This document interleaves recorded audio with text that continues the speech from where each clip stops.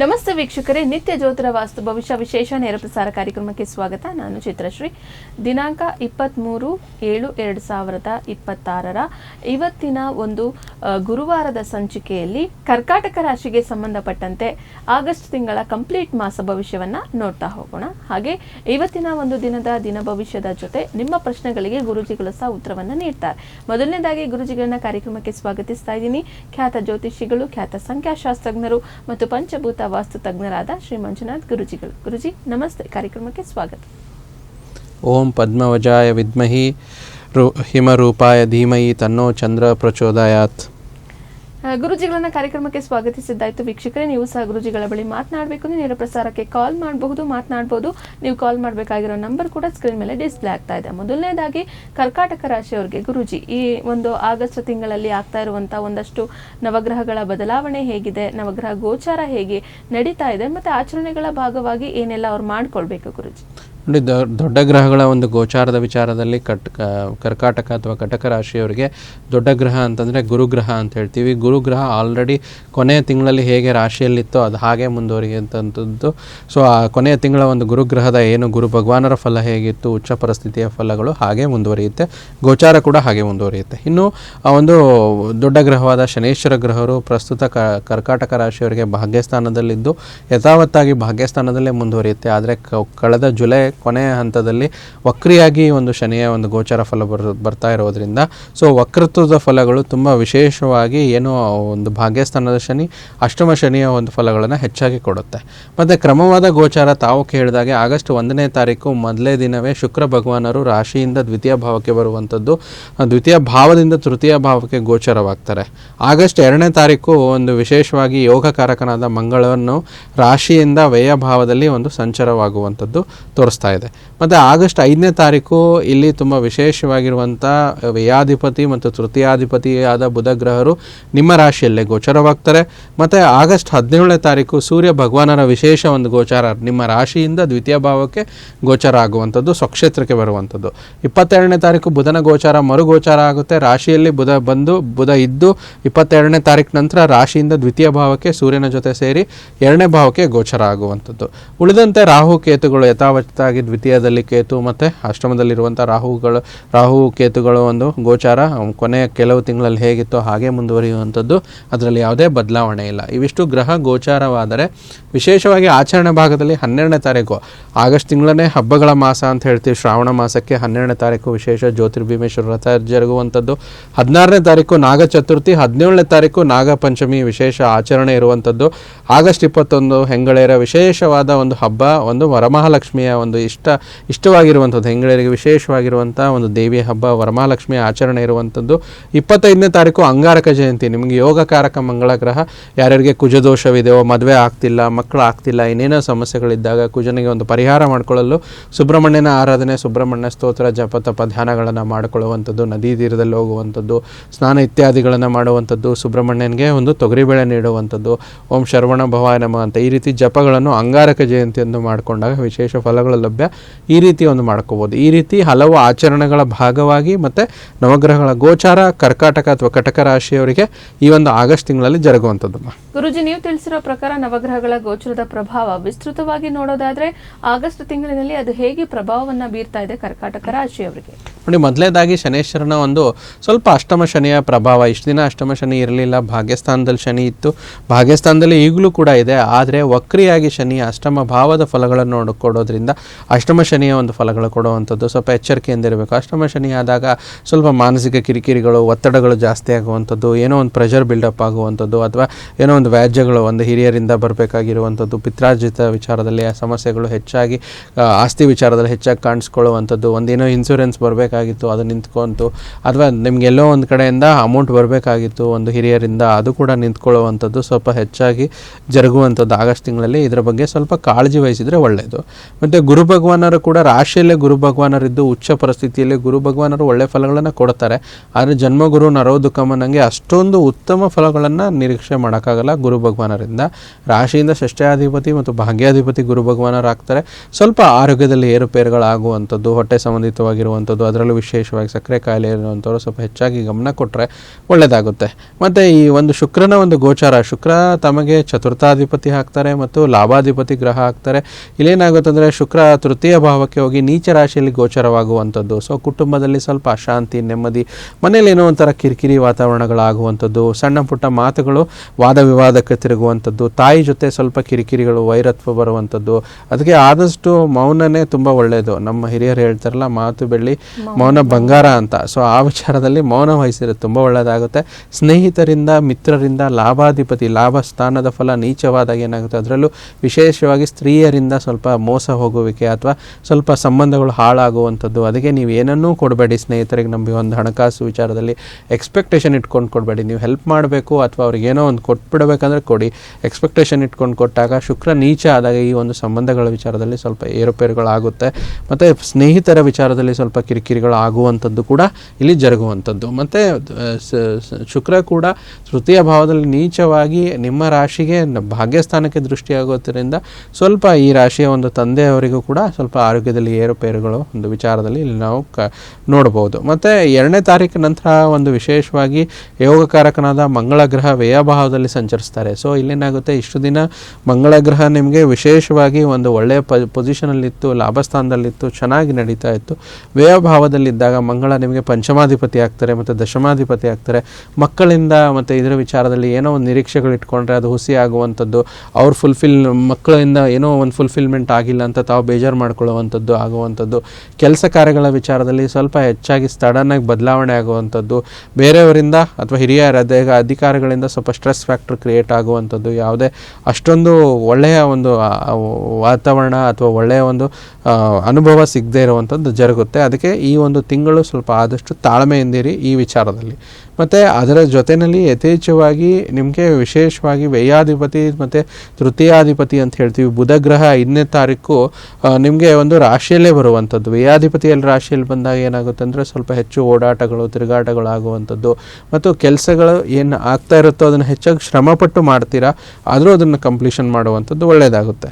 ಮತ್ತು 17ನೇ ತಾರೀಕು ಜರುಗುವಂಥ ಸೂರ್ಯನ ಗೋಚರ, ಸೂರ್ಯ ಪ್ರಸ್ತುತ ರಾಶಿಯಲ್ಲಿದ್ದು ದ್ವಿತೀಯಾಧಿಪತಿ ದ್ವಿತೀಯ ರಾಶಿಗೆ ಬಂದಾಗ ಏನಾಗುತ್ತೆ, ಒಂದು ಧನ ಧಾನ್ಯ ಸಂಪತ್ತು, ಕುಟುಂಬದಲ್ಲಿ ಖುಷಿ ವಾತಾವರಣ, ಒಂದು ಹಣದ ಆಗಮನ, ಹಣದ ವೃದ್ಧಿ. ವಿಶೇಷವಾಗಿ ನೋಡಿ ಕಟಕ ರಾಶಿಯವ್ರು ಬರೆದಿಟ್ಕೊಳ್ಳಿ, 17ನೇ ತಾರೀಕು ನಂತರ ನಿಮಗೆ ಒಂದು ಫೈನಾನ್ಷಿಯಲ್ ಅನುಕೂಲಗಳು ಯಾವುದೋ ಒಂದು ಮೂಲದಿಂದ ಹಣ ಬಂದು ಸೇರುತ್ತೆ. ಇದು ವಿಶೇಷ ವರ್ಷಕ್ಕೆ ಒಂದೇ ಸತಿ ಬರುವಂಥದ್ದು. ದ್ವಿತೀಯ ಸ್ಥಾನದಲ್ಲಿ ದ್ವಿತೀಯಾಧಿಪತಿ ಆಗಸ್ಟ್ 17ರಿಂದ ಮುಂದಿನ ತಿಂಗಳು 17ನೇ ತಾರೀಕು, ಒಂದು ತಿಂಗಳ ಕಾಲ ಆಗಸ್ಟ್ ಸೆಪ್ಟೆಂಬರ್ವರೆಗೂ ಇದರ ಲಾಭ ಇರುತ್ತೆ. ಆದರೆ ಆಗಸ್ಟ್ 17 ನಂತರ ತುಂಬ ಒಳ್ಳೆಯದಾಗುತ್ತೆ.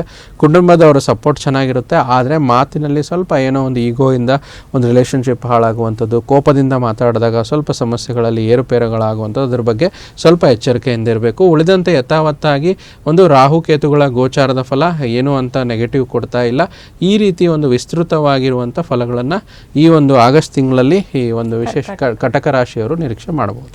ಗುರುಜಿ, ರಾಶಿಯ ರಾಷ್ಟ್ರಾಧಿಪತಿ ಗೋಚಾರ ಹೇಗಾಗ್ತಾ ಇದೆ, ಇಷ್ಟೆಲ್ಲ ಅನುಕೂಲತೆಗಳು ಸಿದ್ಧಿ ಆಗ್ತಾ ಇದೆ ಅಂತ ನೋಡಿ. ರಾಶಿಯ ರಾಶಾಧಿಪತಿ ಚಂದ್ರ ಭಗವಾನರಾಗ್ತಾರೆ. ಪ್ರತಿ ಚಂದ್ರ ಭಗವಾನವರು 2.5 ದಿನಕ್ಕೊಂದ್ಸತಿ ರಾಶಿ ಬದಲಾವಣೆ ಆಗುವಂಥದ್ದು ತುಂಬ ವಿಶೇಷ ವಿಚಾರ. ಚಂದ್ರ ಪ್ರತಿಯೊಂದು ಗ್ರಹದ ಜೊತೆ ಒಂದು ಒಳ್ಳೆ ಸಂಬಂಧ, ಮಿತ್ರತ್ವ ಇರುತ್ತೆ. ಹೆಚ್ಚಾಗಿ ಒಳ್ಳೆ ಫಲಗಳನ್ನು ನಿರೀಕ್ಷಿಸಬಹುದು.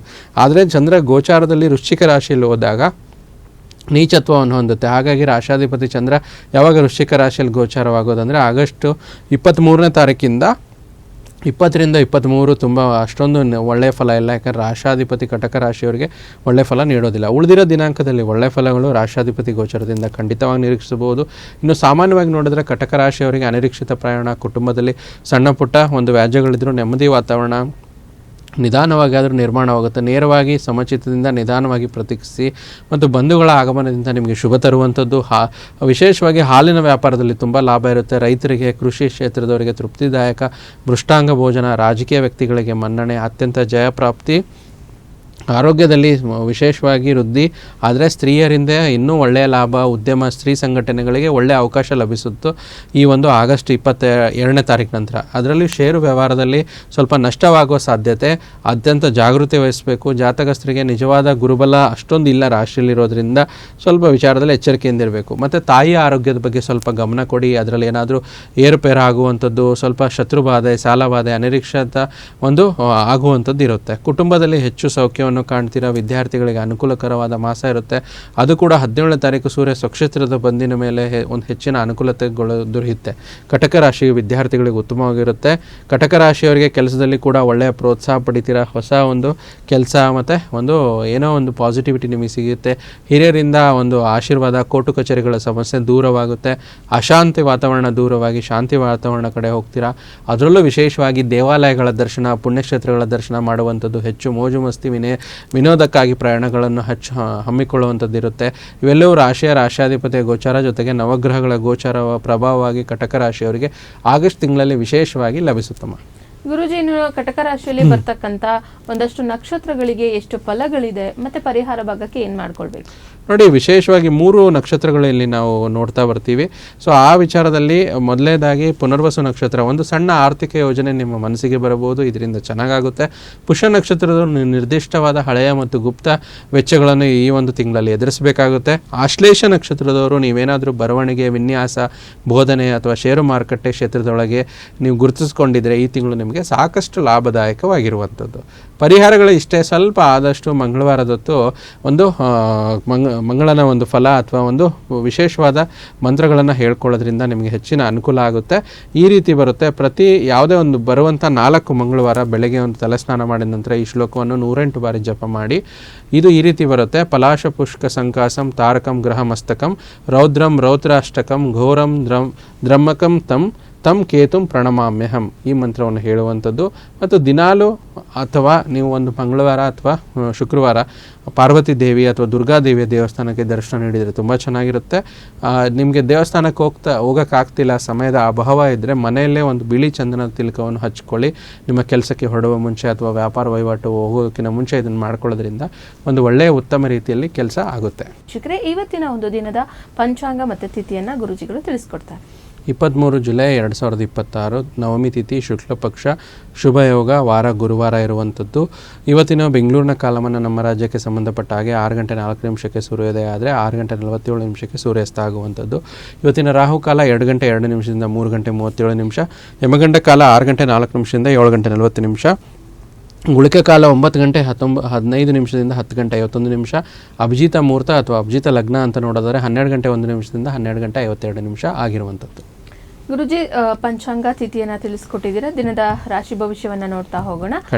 ದ್ವಾದಶ ರಾಶಿಗಳಲ್ಲಿ ಮೊದಲನೇ ರಾಶಿ ಮೇಷರಾಶಿ. ನಿಮ್ಮ ಕುಟುಂಬಕ್ಕೆ ಸ್ವಲ್ಪ ಸೂಕ್ತ ಸಮಯ ನೀಡಿ. ನೀವು ಅವರ ಸಲುವಾಗಿ ಕಾಳಜಿ ವಹಿಸ್ತೀರಾ ಅಂತ ಅವರಿಗೆ ಅರ್ಥವಾಗಲಿ. ಅವರೊಂದಿಗೆ ಗುಣಮಟ್ಟದ ಸಮಯ ಇವತ್ತು ನೀವು ಕಳಿತೀರಾ. ಮೇಷರಾಶಿಯ ನಂತರ ಮುಂದಿನ ರಾಶಿ ವೃಷಭ ರಾಶಿ. ನೀವು ಇಂದಿನ ದಿನವನ್ನು ಉತ್ತಮಗೊಳಿಸಲು ಕಳೆದ ದಿನಗಳನ್ನು ಒಂದು ಹಣ ಹೂಡಿಕೆ ಮಾಡಿದ್ರೆ ಒಳ್ಳೆಯದಾಗುತ್ತೆ. ಅದರ ಪ್ರಯೋಜನ ಇಂದು ನೀವು ಪಡ್ಕೊಳ್ತೀರಿ. ವೃಷಭ ರಾಶಿಯ ನಂತರ ಮುಂದಿನ ರಾಶಿ ಮಿಥುನ ರಾಶಿ. ಇಂದು ಮನೆಯಿಂದ ಹೊರಗಡೆ ಹೋಗಬೇಕಾದ್ರೆ ಹಿರಿಯರ ಆಶೀರ್ವಾದ ತೆಗೆದುಕೊಂಡು ಹೋಗಿ. ಇದರಿಂದ ನೀವು ಹಣದ ಲಾಭವನ್ನು ಹೆಚ್ಚಾಗಿ ಪಡೆದುಕೊಳ್ತೀರಾ. ಕರ್ಕಾಟಕ ರಾಶಿಯವರಿಗೆ ಇವತ್ತಿನ ದಿನ ಭವಿಷ್ಯ ಏನಿದೆ ನೋಡೋಣ. ಜೀವನದ ಅನೇಕ ಸಮಸ್ಯೆಗಳು ಇವತ್ತು ಸ್ವಲ್ಪ ತೆಗೆದುಹಾಕುವಂಥ ಒಂದು ಒಳ್ಳೆಯ ದಿನ. ಯುವಕರನ್ನು ಹೊಂದಿರುವ ಒಂದು ಚಟುವಟಿಕೆಗಳಲ್ಲಿ ತೊಡಗಿಸಿಕೊಳ್ಳಲು ಒಳ್ಳೆಯ ಸಮಯ ಇವತ್ತಾಗಿರುವಂಥದ್ದು. ಹಾಗೆ ಸಿಂಹ ರಾಶಿಯವರಿಗೆ ಇವತ್ತಿನ ದಿನ ಭವಿಷ್ಯದ ಬಗ್ಗೆ ಗುರುಜಿಗಳು ತಿಳಿಸ್ತಾರೆ. ಮನೆಯಲ್ಲಿ ಖುಷಿ, ಹಬ್ಬದ ವಾತಾವರಣ ಥರ ನಿಮ್ಮ ಉದ್ವೇಗ ಇದರಿಂದ ಶಮನಗೊಳ್ಳುತ್ತೆ. ನೀವು ಇದರಲ್ಲಿ ಭಾಗವಹಿಸ್ತೀರಾ ಮತ್ತು ಕೇವಲ ಮೂಕಪೇಕ್ಷಕರಾಗಿ ಉಳಿಯೋದಿಲ್ಲ ಎಂದು ನೀವು ಖಚಿತಪಡಿಸಿಕೊಳ್ಳಿ. ಗುರುಜಿ, ಕನ್ಯಾ ರಾಶಿಯವರಿಗೆ ಇವತ್ತಿನ ದಿನ ಭವಿಷ್ಯ ಏನಿದೆ? ನಿಮ್ಮ ಹಠಮಾರ ಪ್ರಕೃತಿ ನಿಮ್ಮ ಪೋಷಕರ ಶಾಂತಿ, ಸ್ವಲ್ಪ ನಿದ್ದೆ ಹಾಳುಗೆಡಿಸಬಹುದು. ಮತ್ತು ಅವರ ಸಲಹೆಯನ್ನು ಪಾಲಿಸಬೇಕು. ಅವರಿಗೆ ನೋವುಂಟು ಮಾಡದಿರಲು ಸ್ವಲ್ಪ ಆಜ್ಞಾಕಾರಿಯಾಗಿ ನಡೆದುಕೊಂಡ್ರೆ ಒಳ್ಳೆಯದು. ಕನ್ಯಾ ರಾಶಿಯ ನಂತರ ಮುಂದಿನ ರಾಶಿ ತುಲಾ ರಾಶಿ.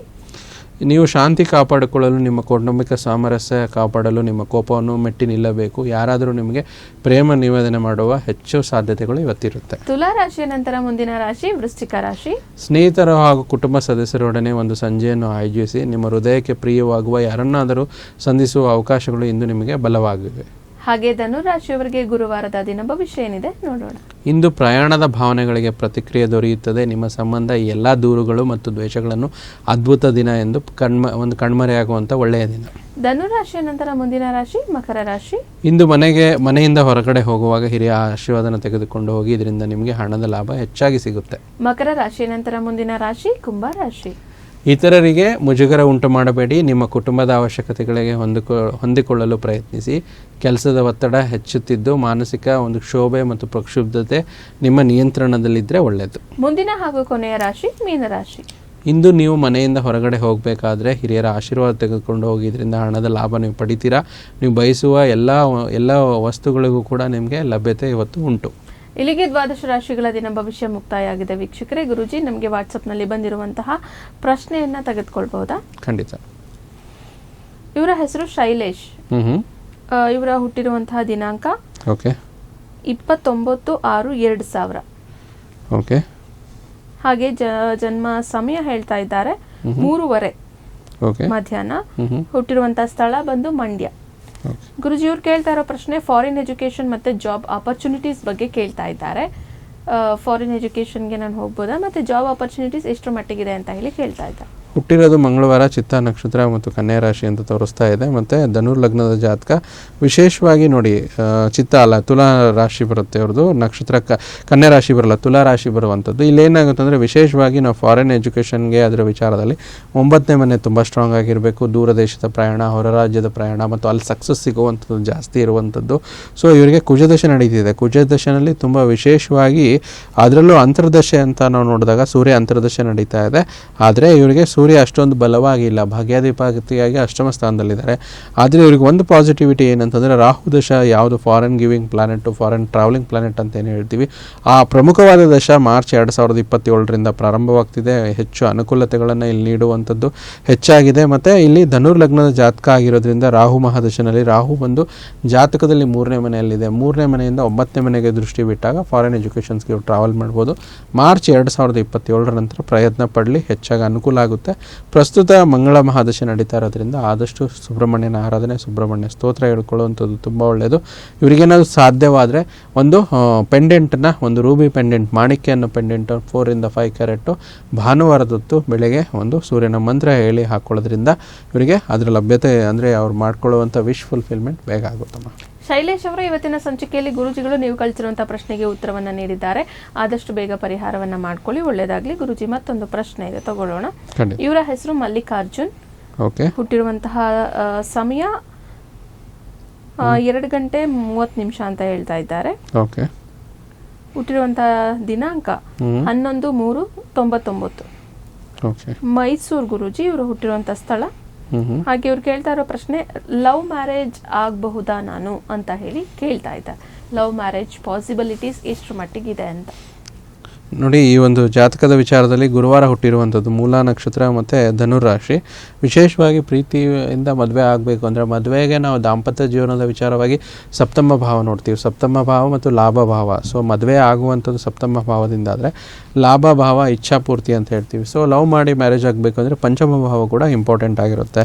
ಸೊ ಪಂಚಮದಲ್ಲಿ ಕುಜ ಇದ್ದಾಗ ಏನಾಗುತ್ತೆ, ಇವರು ಮದುವೆಯಲ್ಲಿ ಕಲಹಗಳು ಜಾಸ್ತಿ ಇರುತ್ತೆ. ಇವರು ಇನ್ನೊಂದು ಹಾರೋಸ್ಕೋಪ್ ಕೊಟ್ಟರೆ ಮ್ಯಾಚ್ ಮಾಡಿ ಅದರಲ್ಲಿ ಹೇಳ್ಬೋದು. ಪಂಚಮದಲ್ಲಿ ಕುಜ ಇದ್ದಾಗ ಕಲಹಗಳು ಜಾಸ್ತಿ ಇರೋದ್ರಿಂದ ಆದಷ್ಟು ಸ್ವಲ್ಪ ಲವ್ ಮ್ಯಾರೇಜ್ನ ಅವಾಯ್ಡ್ ಮಾಡ್ಕೊಳ್ಳಿ. ಆಗಲೇಬೇಕು ಅಂತಿದ್ರೆ ಇನ್ನೂ ಬರುವಂಥ ಪ್ರೋಗ್ರಾಮ್ಗಳಲ್ಲಿ ಇನ್ನೂ ಒಂದು ಜಾತಕವನ್ನು ಅಂದರೆ ನೀವು ಯಾರಿಗೆ ಇಷ್ಟಪಡ್ತಾ ಇದ್ದೀರಾ ಅವ್ರ ಮಾಹಿತಿ ತಿಳ್ಕೊಂಡು ಅದನ್ನು ಶೇರ್ ಮಾಡಿಕೊಂಡು ನೀವು ಮುಂದುವರಿಬೋದು ಅಂತ ತಿಳಿಸ್ತಾ ಇದ್ದೀನಿ. ಸೊ ಇವತ್ತಿನ ಸಂಚಿಕೆಯನ್ನು ಮಲ್ಲಿಕಾರ್ಜುನ್ ಅವರು ವೀಕ್ಷಿಸಿದ್ರೆ ನೀವು ಕಳಿಸಿರುವ ಪ್ರಶ್ನೆಗೆ ಗುರುಜಿಗಳು ಸಹ ಉತ್ತರವನ್ನು ನೀಡಿದ್ದಾರೆ. ಗುರುಜಿಗಳು ಹೇಳಿರೋ ಪ್ರಕಾರ ಮಾಡಿ, ಒಳ್ಳೆಯದಾಗಲಿ. ಗುರುಜಿ ಇಷ್ಟೊತ್ತು ಕೂಡ ನಮ್ಮ ಜೊತೆ ಇದ್ದು ಏನು ಒಂದು ಕರ್ಕಾಟಕ ರಾಶಿಗೆ ಸಂಬಂಧಪಟ್ಟಂತೆ ಆಗಸ್ಟ್ ತಿಂಗಳ ಮಾಸ ಭವಿಷ್ಯ ಹಾಗೆ ನಮ್ಮ ವೀಕ್ಷಕರ ಪ್ರಶ್ನೆಗಳಿಗೆ ಉತ್ತರವನ್ನು ನೀಡೋದ್ರ ಜೊತೆಗೆ ಇವತ್ತಿನ ದಿನ ಭವಿಷ್ಯವನ್ನು ಸಹ ತಿಳಿಸ್ಕೊಟ್ಟಿದ್ದೀರಾ ಗುರುಜಿ, ಧನ್ಯವಾದಗಳು. ಲೋಕ ಸಮಸ್ತೋ ಸುಖಿನೋ ಭವಂತು. ವೀಕ್ಷಕರೇ, ಇವತ್ತಿನ ಕಾರ್ಯಕ್ರಮವನ್ನು ಇಲ್ಲಿಗೆ ಮುಗಿಸ್ತಾ ಇದ್ವಿ. ಮತ್ತೊಂದು ಸಂಚಿಕೆಯಲ್ಲಿ ಭೇಟಿಯಾಗೋಣ. ನೋಡ್ತಾ ಇರಿ ಪ್ರಗತಿ ಟಿವಿ, ಇದು ನಿಮ್ಮಿಂದ ನಿಮಗಾಗಿ.